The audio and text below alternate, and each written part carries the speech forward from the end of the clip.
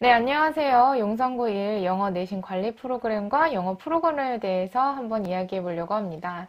저는 뉴파인에서 있는 영어 강사 제니퍼라고 합니다. 만나 뵙게 되어서 반갑습니다.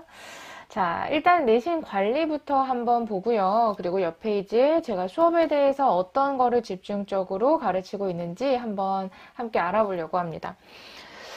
관리 부분에서 제가 많은 이제 관리 방법들이 있지만 세 가지를 가장 중요하다고 생각을 하는데요.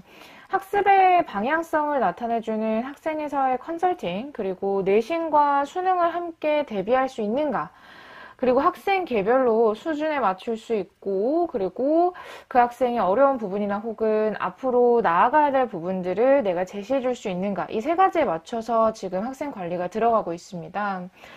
학습 컨설팅 관련돼서는 조금 더 말씀을 드리면, 고1학년 학생들 같은 경우에 이제 방향성을 잡고 그 다음에 자신한테 맞는 공부의 방법을 찾는 게 저는 되게 중요하다고 생각하고 있습니다.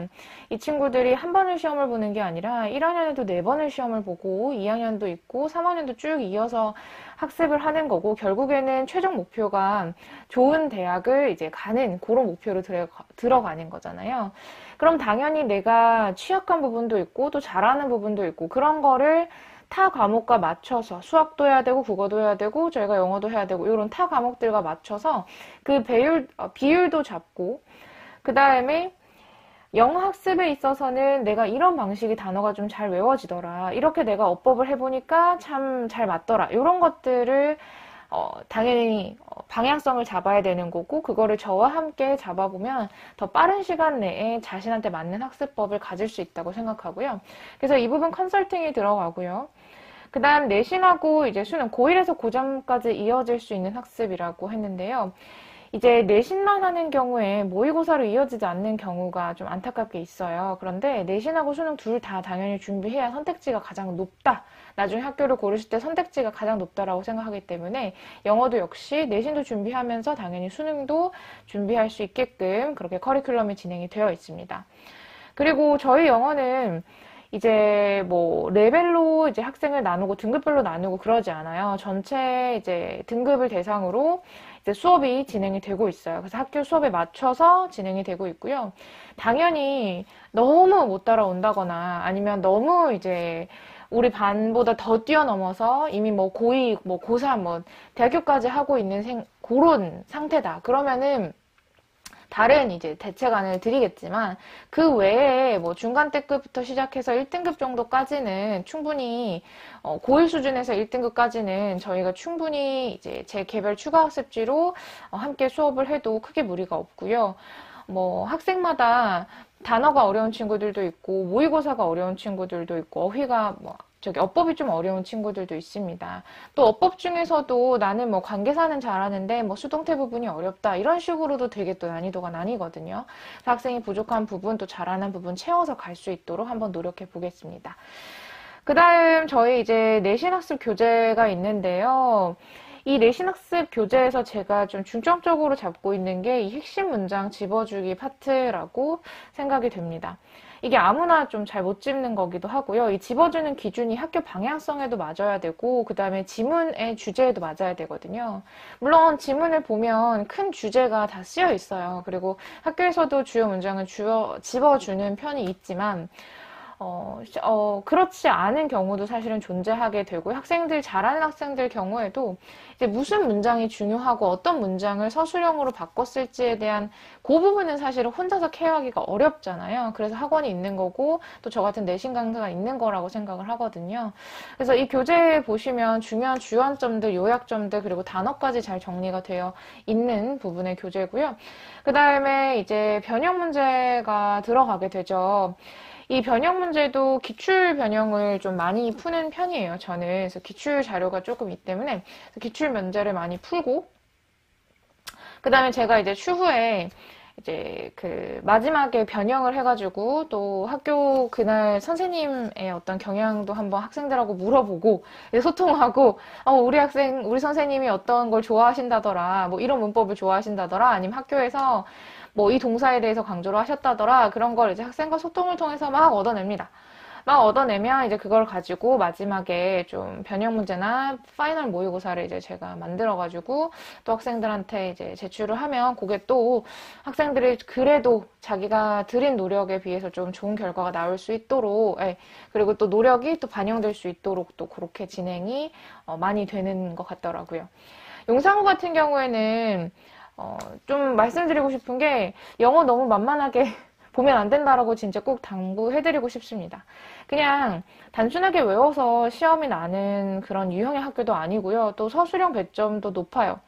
그러니까 서술형 배점이 낮으면 그래도 어느 정도 객관식은 노력으로 좀 더 들어갈 수 있는 부분이 있어요. 본문을 내가 열심히 암기하고 본문에 대해서 숙지가 굉장히 좋으면 그래도 객관식에서는 조금 도움받을 수 있는 부분이 있는데요.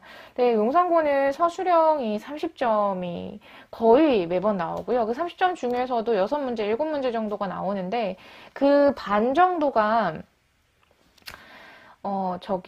생각을 해서 내가 그 자리에서 생각을 해서 이제 풀어야 되는, 즉 시간도 부족해요. 그렇게 되면. 내가 본문 30개, 모의고사 30개 정도가 들어가고 교과도 들어가고 사실 학생들이 느끼기에는 그 양이 적지 않단 말이죠. 근데 그 양을 이제 핸들링할 수 있으면서도 객관식을 그렇게 정하고 빠르게 풀어내면서도 그러면서도 서술형에서는 자기의 생각과 그리고 그 지문의 요점, 그 다음에 학교 선생님이 어떤 방향으로 냈을까를 생각하면서 이 서술형을 50분 안에 푼다는 게 사실 정말 어려운 일이죠. 그렇기 때문에 좀 느긋한 마음보다는 정확하게 하고 가야겠다, 내가 제대로 해야겠다라는 그런 마음가짐으로 임하면 좋은 성적의 향상에 좀 보답이 있을 거다라고 이제 생각이 됩니다. 어법, 어휘, 객관식, 그리고 서술형 이렇게 4가지 항목으로 제가 나눠놨는데요. 이 어휘 같은 경우에 용산고는 학교에서 주는 프린트가 따로 있어요. 뭐 어휘만 딱 주는 건 아니고요. 이제 뭐 본문에 맞춰서 그 학교 프린트 본문 어법하고 본문 어휘하고 이렇게 조금씩 주는데요. 거기 아래에 나오는 어법들, 그리고 선생님 수업 시간에 몇 개 좀 더 집어주는 어법들이 용산고 내신 시험에 반영이 된다라고 생각합니다. 수업 시간에 굉장히 열심히 들어야 되는 학교고요. 그리고 이제 어법 출제 경향을 보면 그 단어 단순하게 암기하는 것도 있지만 본문에 맞춰서 그 단어를 제대로 쓸 수 있는가를 물어봐요.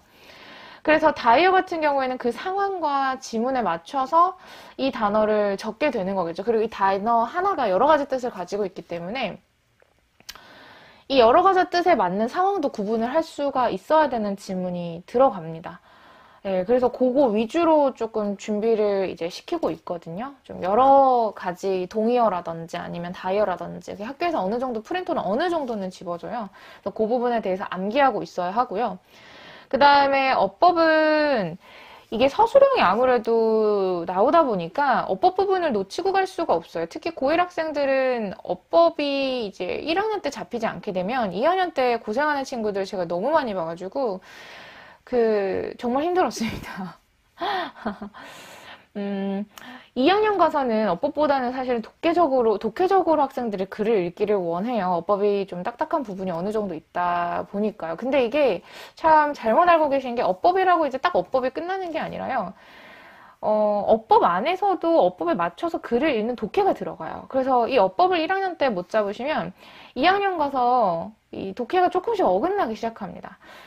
문장이 짧으면 짧을수록 사실 어법에 구애받지 않고 문장을 해석할 수 있는 부분이 있어요. 왜냐하면 저희가 한국 사람이고 저희도 나름 국어, 언어 이런 생활 환경을 알기 때문에 대충 단어만 주어지면 어느 정도 짜집기 같은 걸 할 수 있단 말이죠. 근데 이제 학년이 높아지면서 문장이 길어지면서 그렇게는 안 돼요. 내가 가지고 있던 기본 상식의 베이스로 이제 통하는 그런 논문들이 쏟아져 그렇게 보이지 않습니다. 그래서 1학년 때 어법을 잡아놔야 2학년 때 독해가 흔들리지도 또 않을 수도 있어요. 그래서 꼭 1학년 때는 어휘 어법 꼭 잡아가라고 말씀드리고 싶고요. 그 다음에 객관식은 용산고가 좀 외부 지문이 끼고 변형이 나오는 경우가 있어요. 그러니까 글을 그 자리에서 읽을 수 있어야 하는 본인의 실력이 꼭 필요하다고 계속 여러 번 강조해드리고 싶고요. 이제 서술형은 다양하게 나와요. 뭐 어법도 나오고 당연히 뭐 암기도 나오고 그렇지만 선생님이 글을 애초에 다시 쓴다든가 서술형 요약문을 쓴다든가 아니면 뭐 그 자리에서 주제를 이제 주어진 단어만 가지고 활용해서 만들라고 한다던가 이런 식으로 좀 생각이 좀 들어가는 그런 서술형이 꾸준하게 출제가 되고 있고 배점이 30점 정도이기 때문에 배점도 적지 않고 시간도 들여야 되기 때문에 좀 까다로운 구석이 있는 그런 학교다라고 생각을 해주시면 좋을 것 같습니다. 그래서 이제 저와 함께 학습 컨설팅도 하고 그 다음에 내신하고 수능 정도도 함께 이제 다가갈 수 있도록 기본 실력도 좀 배우고 그 다음에 글을 읽는 방법들 이제 한 문장 해석은 되게 잘해도 글로 넘어갔을 때는 또 이상하게 주제를 못하는 친구들이 있거든요. 그래서 그 부분도 같이 학습하면서 영상고에 맞춰서 함께 수업할 수 있으면 정말 좋을 것 같고요. 사실 이 뒷부분은 학생용으로 제작한 거기도 합니다. 학생분들이 어떻게 영어를 바라보고 있고 그 점을 선생님이 수업에서 어떻게 도움을 드릴 수가 있는지 조금 상세하게 좀 예시를 들어서 보여드리고 싶어서 이 페이지를 만들었는데요. 함께 한번 설명을 해보려고 합니다. 크게 나눠서 긴 문장 독해. 우리 짧은 문장은 되지만 긴 문장은 늘 어렵고 이렇게 항상 말씀하시잖아요. 그래서 긴 문장, 그리고 필수 어법 어휘, 그 다음 서술형 대비를 쓰자 영역 이 세 가지의 기초를 맞춰서 저희가 수업이 진행이 되고 있고요.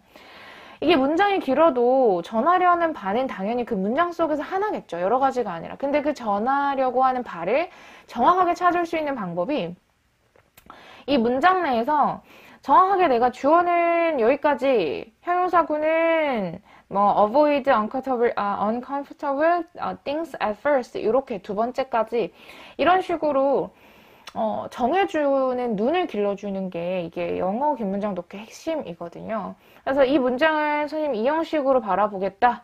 그 근거가 되는 나의 베이스는 뭐다. 이런 것들을 가르쳐줘요. 이게 영어가 어려운 친구들은 사실 영어 자체가 지금 보시면은 주어로 보이고 형용사 어구로 보이고 동사로 보이고 보어로 보이는 게 아니라 그냥 단어가 쭉 나열되어 있다고 보일 거예요. 근데 그 부분들을 찾아주는 거죠. 여기까지 주어라고 해석해. 그 다음에 꾸며주는 어구야. 그래서 연결되어서 결국에는 이제 피하는 거를 극복하는 것은 피하지 말고 해보는 거죠. 내가 overcome 하면 극복하자고요. to avoid 하면 피한대요. 피하는 걸 극복하자, 피하지 말자, 좀 해보자 이런 식의 뉘앙스로 바로 잡을 수 있겠죠. 이게 어법하고 그리고 독해까지 같이 잡는 수업 방식이 됩니다. 그 다음에 필수 어법 어휘 같은 경우에는 이제 이번에 들어갈 교재에 이제 단어 중에 일부인데요. 이 부분들을 타 학교도 그렇고 이 교재를 쓰시는 많은 이제 선생님들과 강사분들이 되게 강조를 하시는 시험에 자주 나오는 그런 어휘 중에 하나예요. 그런 어휘의 데이터는 제가 아무래도 내신을 쭉 이제 해오면서 많이 얻었던 그런 저의 데이터가 되겠죠. 그래서 이 박빙의 승부가 되게 아슬아슬한 거잖아요, 결국에는. 그래서 상대편들이 굉장히 비등비등하고 이런 식으로 영어적으로 풀 수 있는 부분도 접근할 수 있게끔 좀 도와주는 그런 수업이 되는 거고요. 그 다음에 이제 서술형 대비인데요. 서술형이 되게 막연하다고 사실을 많이 느끼기 마련이에요. 되게 막연하게 느껴지는데 그럼에도 불구하고 이제 어느 정도 포인트들이 있어요. 예를 들어서 지시사를 활용한다든지 어법을 활용한다든지 아니면 그 글의 주제 어구를 활용한다든지 이런 식의 그래도 접근할 수 있는 그 저만의 포인트들이 있고 학생들이 그거를 가지고 수업에 임했을 때 조금 더 서술형을 아예 못 쓰던 학생들도 한두 개는 쓰는 친구들이 있거든요. 근데 거기서부터 시작해서 이제 좀 방향성으로 맞춰서 좀 몇 개씩 더 맞다 보면 당연히 영어에 흥미가 조금 더 생길 거라고 저는 생각하고 있습니다. 아무래도 과중학교다 보니까 영어에 대한 흥미보다는 과학이나 또 수학이나 화학이나 이런 것들에 당연히 흥미를 가지고 있는 친구들이 더 많더라고요. 그렇지만 우리 영어도 흥미를 잘 느껴서 따라갈 수 있게끔 제가 최선을 다해서 지도하고 있습니다. 그래서 이번 수업 저와 함께 해보셨으면 좋을 것 같습니다. 저희는 기회가 된다면 수업에서 만나겠습니다. 감사합니다.